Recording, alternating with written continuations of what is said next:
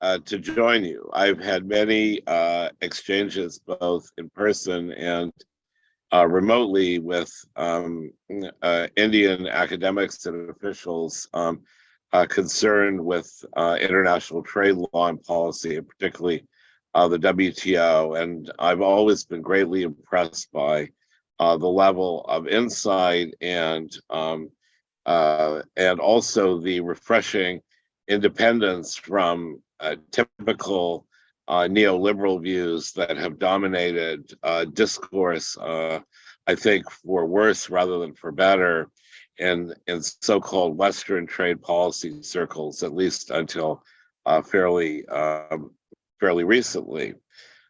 So today I'm going to address a rather narrower a subject than the scope of the remarks of the previous two speakers, which is state enterprises in international trade. So after a couple of decades, particularly in the 1980s and 1990s, of privatizations that often ultimately failed or turned out to be even corrupt, state enterprises are back, and by most measures are actually constituting a larger part of the global economy. And some of my recent research, which I'm going to speak to now, is an attempt to address and indeed to counter a certain degree of alarmism that's arisen in trade, in some trade policy communities or circles, that state enterprises are distorting international trade, are somehow, at least where they play a major role in the global the global economy, are inconsistent with or incompatible with the operation of the world trade system, especially the WTO, and that new rules are needed to constrain the purportedly anti-competitive or protectionist behavior of state enterprises. And I think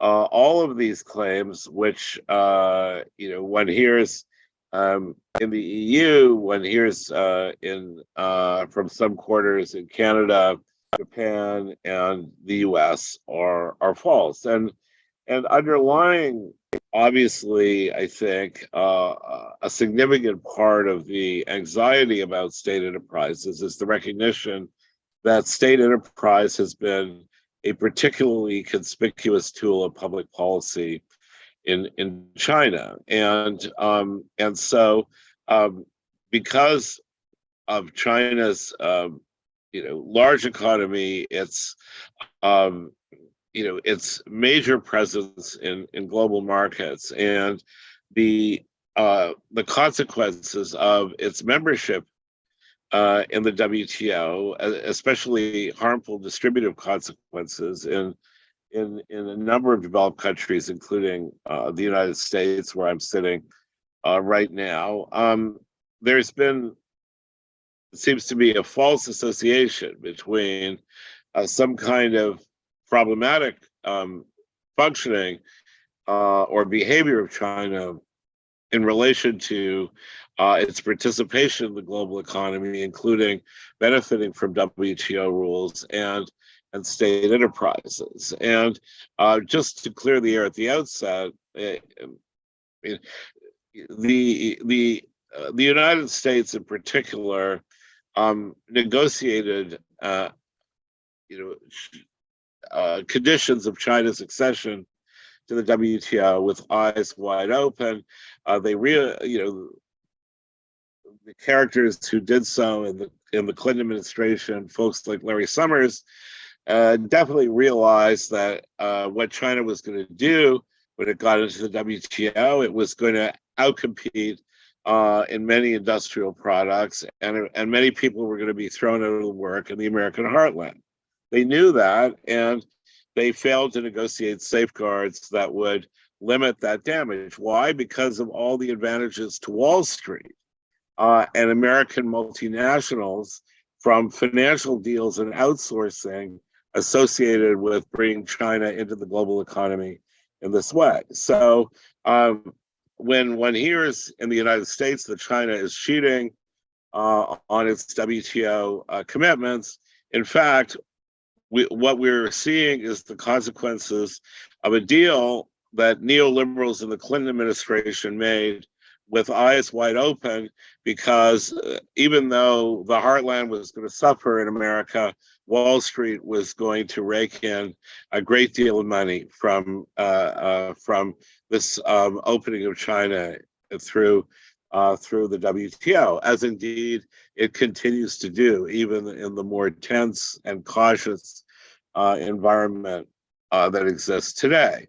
But this is part of the context for this alarmism about state enterprises. So first of all, contrary to the suggestion of some trade scholars, the original GATT architecture, the architecture of the multilateral trading system, was agnostic between state and private capital. That's a principle that was enunciated very early on in the GATT years, and the provision in the original GATT on state enterprises, basically just said that state enterprises cannot engage in the kind of discrimination that would be impermissible under GATT rules if the discrimination were resulting from conduct of an organ or institution of the state itself, as opposed to a state enterprise. In other words, members, or as they were called at the time, contracting parties of the GATT, can circumvent their obligations of non-discrimination by acting through the instrumentality of a state enterprise. And so there are quite a few cases in the GATT era and a few in the early WTO era that make that clear, that basically states have legal responsibility, legal liability in the GATT WTO system where state enterprises engage in conduct that is discriminatory or undermines the commitments of states. And I think that's entirely correct. So to my mind, the status quo in the WTO is a good one. There's neutrality between private and state capital, no particular prejudice against state enterprises. At the same time, state enterprises can't be used by the state to circumvent their basic obligations, especially the obligation of non-discrimination.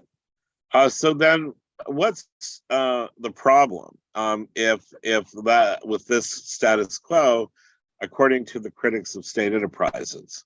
Well, the critics make what I consider to be vague and largely unsubstantiated, that is to say, unsubstantiated by economic argument, claims that that state enterprises have an unfair advantage of some kind by virtue of being connected to the state or being initially capitalized by the state, and that they behave in somewhat different ways than private enterprises. The assumption being that this different behavior reflects some kind of what is often called competitive non-neutrality.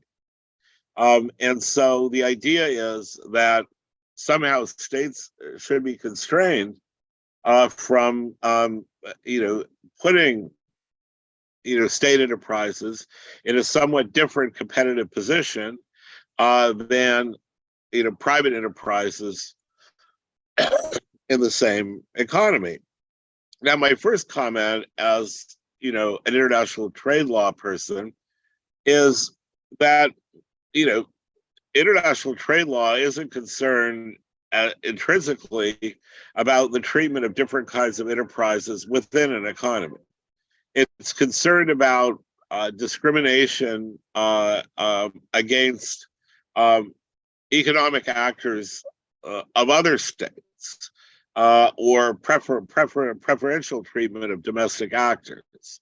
So, the comparison that's made by those who suggest that we need something like a concept of competitive neutrality in the WTO is the wrong, I think, comparison for trade law purposes.